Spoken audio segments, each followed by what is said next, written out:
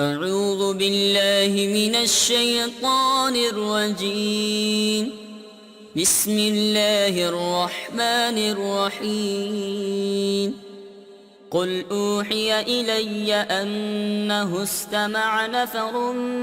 من الجن فقالوا إنا سمعنا قرآنا عجبا يهدي إلى الرشد فآمنا به ولن نشرك بربنا أحدا وأنه تعالى جد ربنا ما اتخذ صاحبة ولا ولدا وأنه كان يقول سفيهنا على الله شططا إنا ظننا أن لن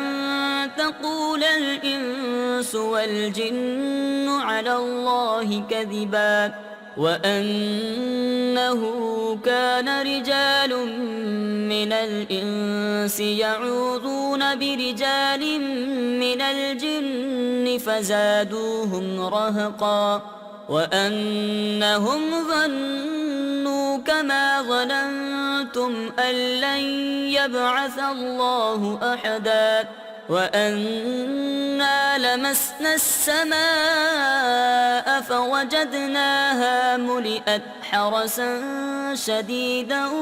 وشهبا وأنا كنا نقعد منها مقاعد للسمع فمن يستمع الآن يجد له شهابا رصدا وأنا لا ندري أشر أريد بمن في الأرض أم أراد بهم ربهم رشدا وأنا منا الصالحون ومنا دون ذلك كنا طرائق قددا وأنا ظننا أن لن نعجز الله في الأرض ولن نعجزه هربا وأنا لما سمعنا الهدى آمنا به فمن يؤمن بربه فلا يخاف بخسا ولا رهقا وأنا منا المسلمون ومنا القاسطون فمن أسلم فأولئك تحروا رشدا وأما القاسطون فكانوا لجهنم حطبا وأن لم استقاموا على الطريقة لأسقيناهم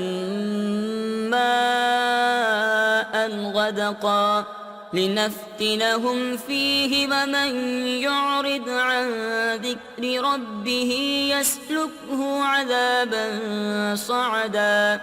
وأن المساجد لله فلا تدعوا مع الله أحدا وأنه لما قام عبد الله يدعوه كادوا يكونون عليه لبدا قل إنما أدعو ربي ولا أشرك به أحدا قل إني لا أملك لكم ضرا ولا رشدا قل إني لن يجيرني من الله أحد ولن أجد من دونه ملتحدا إلا بلاغا